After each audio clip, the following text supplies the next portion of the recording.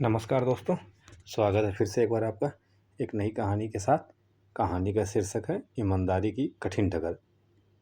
ये कहानी है दो दोस्तों, निखिल और विकास की। निखिल पहले से एक रेडीमेड कपड़े की दुकान में जॉब करता था। उसके दोस्त विकास को भी कुछ दिनों के बाद काम की ज़रूरत हुई, तो विकास को भी उसने अपने सेठ से कह के अपनी दुकान में काम पर लगवा लिया। निखिल और विकास जिस दुकान में काम करते थे, उसके मालिक को व्यापार के काम से और कुछ अपने काम से भी कभी कभी बाहर जाना पड़ता था। निखिल पुराना बंदा था, तो उस पर भरोसा करके उसके भरोसे दुकान छोड़ के वो चले जाते थे। विकास भी धीरे धीरे रह के दुकान पर काम सीखने लगा। निखिल पुराना आदमी था, लेकिन उसकी कुछ ज़रूरतें भी थीं, और ज़रूरतें आदमी को नियम कानून से हट के थोड़े गलत रास्ते पर भी कभी कभी ले जाती हैं। तो निखिल को कभी कोई कुछ पैसे की ज़रूरत होती थी। एक दिन दुकान में ग्राहक आया, उसने एक जीन्स दिखाने को कहा। निखिल ने उसको जीन्स दिखाई। जीन्स 1000 रुपये की थी। उसने उस ग्राहक को 1200 रुपये का दाम बताया और ग्राहक से बोला कि अभी हमारे भाई साहब दुकान में है नहीं, तो पेमेंट यूपीआई से नहीं होगी, पेमेंट सिर्फ कैश में होगी। आप 1200 रुपये कैश दे दें इसका। ग्राहक को जीन्स पसंद आई, उसने 1200 रुपये कैश दे दिए। निखिल ने 200 रुपये जेब में रख लिए, 1000 रुपये गले में रख दिए।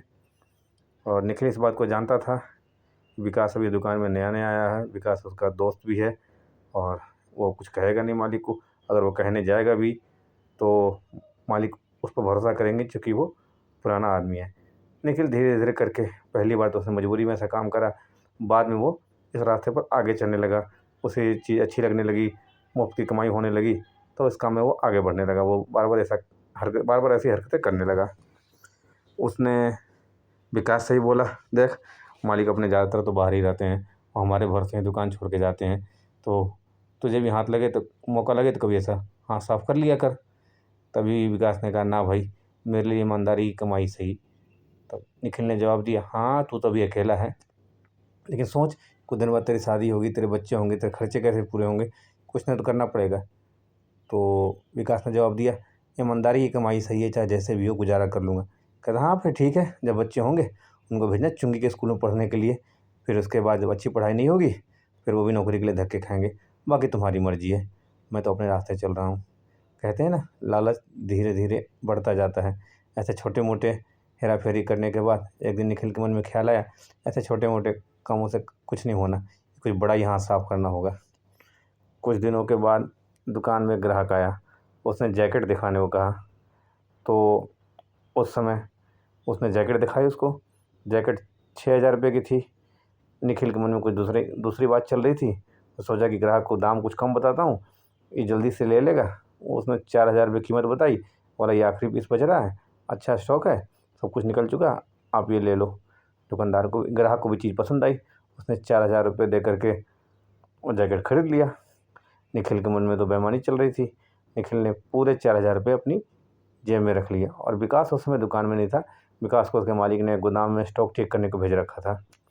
और संजोग की बात कहें कि जिस ग्राहक ने सामान खरीदा था, वो दुकान के मालिक का दोस्त था।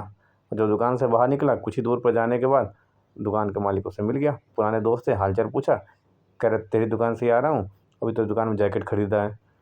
दिखाया उसने, कह रहा ये देखो 4000 रुपये में लेके आया हूँ। उसने मन ही मन सोचा, 4000 रुपये, ये तो 6000 रुपये कीमत का है। बस उसने सिर्फ इतना पूछा, कुछ उसने जाहिर नहीं होने दिया। दुकान के मालिक ने सिर्फ ये पूछा, ये तुम्हें किसने दिया? कह रहा देख मैं जानता तो नहीं, वो पुराना लड़का है, लंबा सा है, उसने दिया है। फिर दुकान के मालिक को सारी बातें समझते देर न लगी। कुछ देर के बाद वो दुकान में वापस आए। विकास को उन्होंने गोदाम में भेज रखा था स्टॉक चेक करने के लिए। तब उन्होंने निखिल से पूछा, अभी कुछ चीज़ें बिकी हैं सुबह से? उसने सब कुछ बताया। उसने जैकेट के बारे में कुछ बताया नहीं, क्योंकि जैकेट के उसने पूरे पैसे जेब में डाल रखे थे। तो इसने पूछा भी, कोई जैकेट बिकी है? कहता ना भैया, जैकेट तो कोई नहीं बिकी, कोई जैकेट पूछने भी नहीं आया अभी तक। तभी दुकान के मालिक ने कहा, निखिल तुम बहुत पुराने हो, बहुत दिनों से मेरे साथ हो, इसलिए तुम्हारा ख्याल रख के मैं तुम्हें पुलिस के हवाले नहीं कर रहा। तुमने जिसे जैकेट बेची है वो मेरा ही जानने वाला था, मुझे रास्ते में मिल गया था। अच्छा होगा तुम अभी दुकान छोड़ के चले जाओ और अपना हिसाब कर लो, और आगे से यहाँ नज़र मत आना। तो निखिल के लालच ने निखिल की नौकरी को ख़त्म कर दिया। दुकान के मालिक ने उसे नौकरी से निकाल दिया। विकास अब दुकान में काम करने लगा। अभी दुकान के मालिक को कोई नया लड़का मिला नहीं था, तो विकास अकेले ही दुकान संभाल रहा था। कुछ दिनों के बाद दुकान के मालिक को कहीं जाना था, तो विकास को कह के गए, क्या तुम दुकान संभालो, मैं थोड़ी देर में बाहर से आता हूँ। मालिक के जाने के थोड़ी देर बाद विकास ने देखा काउंटर पे एक बैग पड़ा हुआ है। उसने बैग उठाया तो बैग में वज़न था। तभी विकास समझ गया इसमें पैसे हैं, ये मीटिंग के लिए दुकान के मालिक कहीं जाते रहते हैं, उन्हीं का ये पैसे का बैग छूट गया है। भारी बैग देख के उसके मन में भी एक क्षण को लालच आया, लेकिन वो ईमानदारी के रास्ते पर चलने वाला था। तुरंत ही उसने लालच को अपने मन से दूर करा और बैग उठा के संभाल के रख दिया।